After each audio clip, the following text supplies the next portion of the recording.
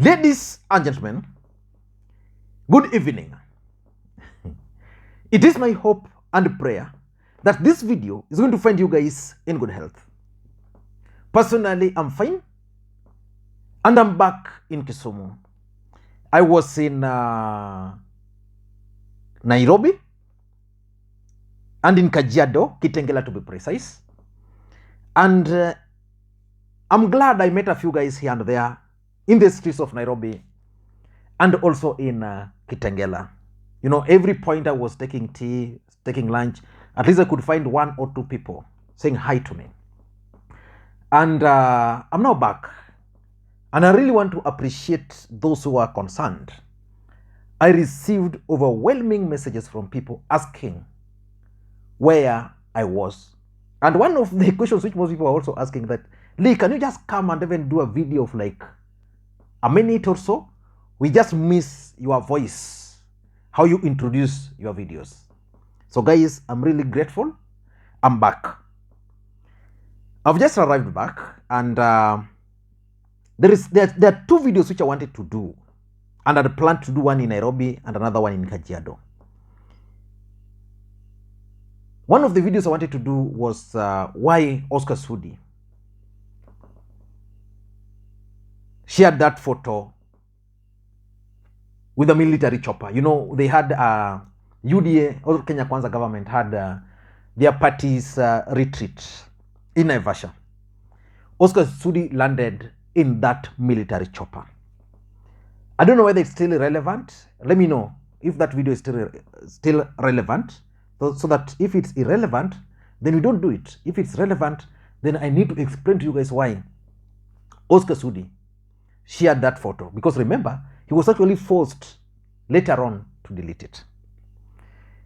The other video I wanted to do was the meeting between Raila Odinga and Rigathu Gachagua in Mombasa. Because personally on this channel, I've always told you that in politics, nothing happens out of mere coincidence. Rigathu Gachagua and Raila Odinga are alleged to have met coincidentally at the airport.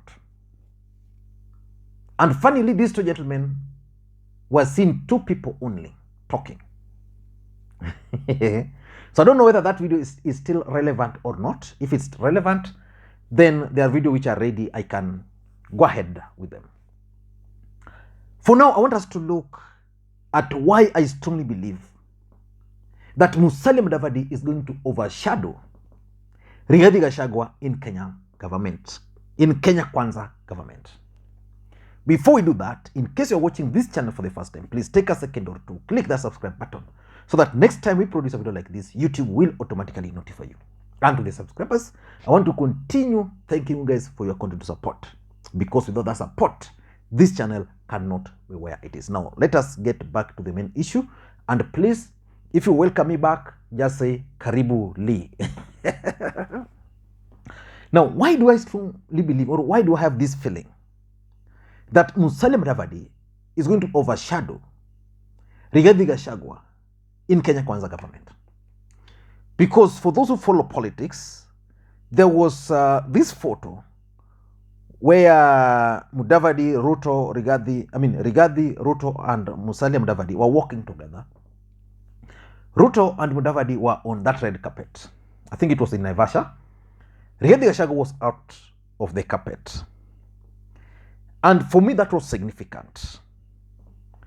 In an ordinary circumstance, it was Rigathi who ought to have been walking with Ruto on the red carpet.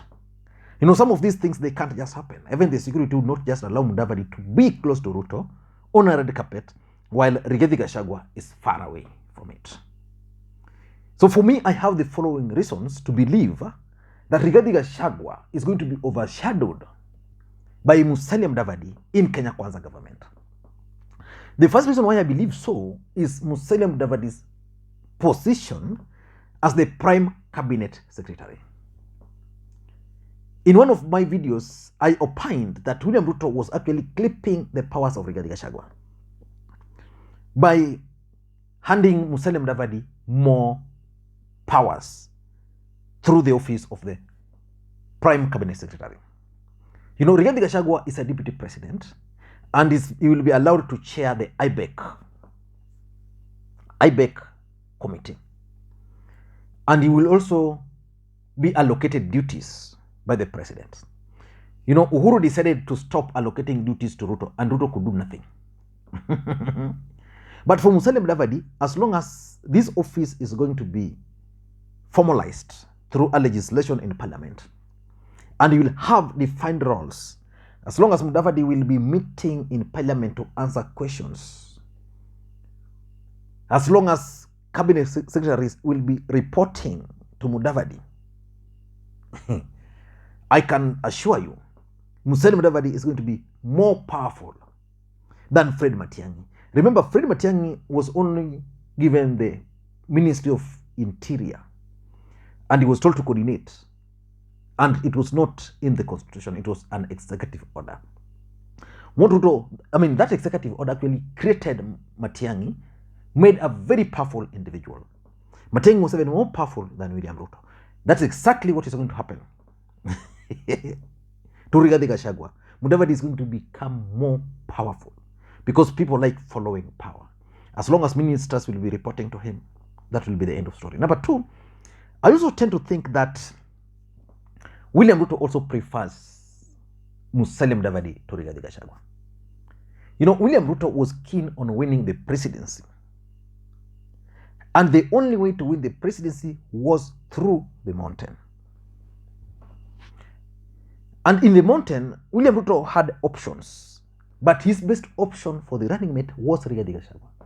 Why? Rigathi Gachagua is a former DO. Rigathi Gachagua is a former PA to Uhuru Kenyatta.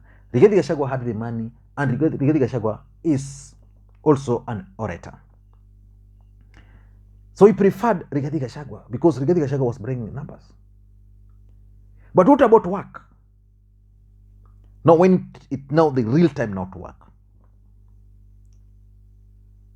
When the rubber hits the road, I think Ruto would prefer Musalia Mudavadi to Rigathi Gachagua. Just like you, if you are those guys and you are told to work very closely with one of them, you will go for Musalia Mudavadi. Safe pair of hands.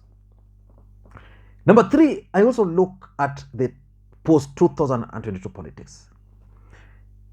It's a foregone conclusion that William Ruto is already laying his strategies for 2027 politics. And because Kenya Kwanza government is likely to fail, I'm not saying that it's going to fail. It's likely because they made so much promises to Kenyans. Those promises are not going to be met. The economy is not going to allow them to meet some of those conditions. Those promises. So the Kikuyu nation, which voted for William Ruto overwhelmingly because of money factor.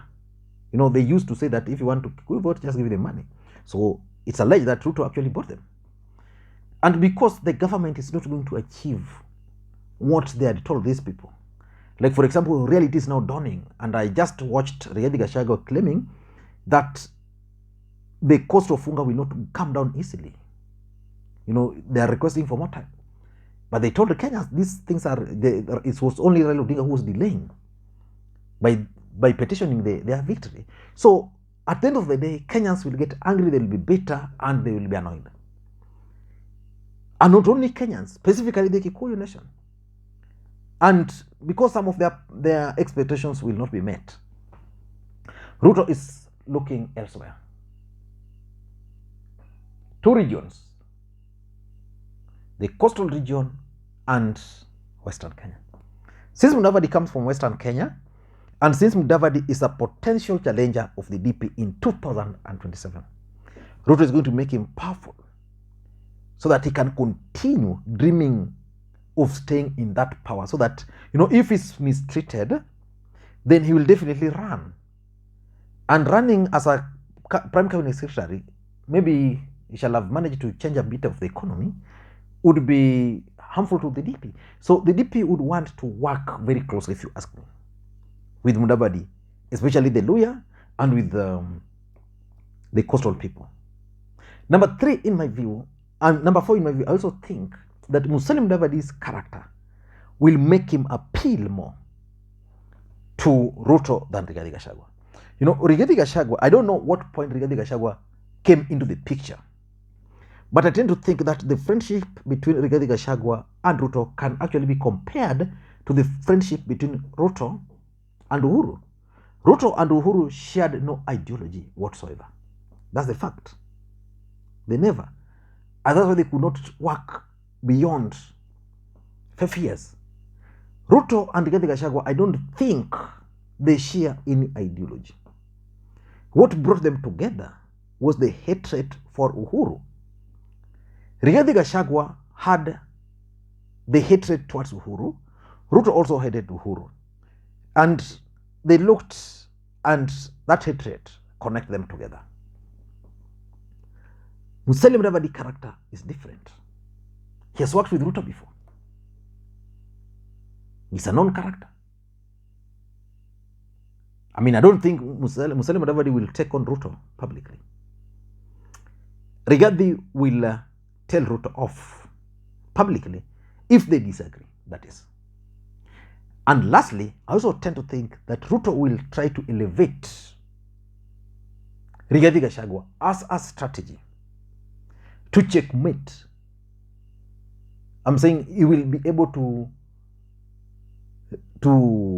work closely with Mudavadi to overshadow Rigathi as a strategy to checkmate Rigathi. Because Rigathi is the second in command. Remember, Ruto government, they were co-presidents, kind of. Ruto was allowed to become very powerful at the initial stages. In the first term, if Uhuru had created someone also as powerful as Ruto, I don't think Ruto would have managed to run away. Like, for example, if Uhuru had created the position of Prime Cabinet Secretary in the first term of Jubilee government, that position would have been powerful, and therefore Ruto would have just rebelled, and probably majority of people, even those from central Kenya, would have coalesced around that particular individual. So it's a strategy to also checkmate Rigathi Gachagua. I don't know what you think. That's my take. Thank you guys, and please may you have a good day. Until next time, Makwiny. We may have the live today. Bye-bye for now.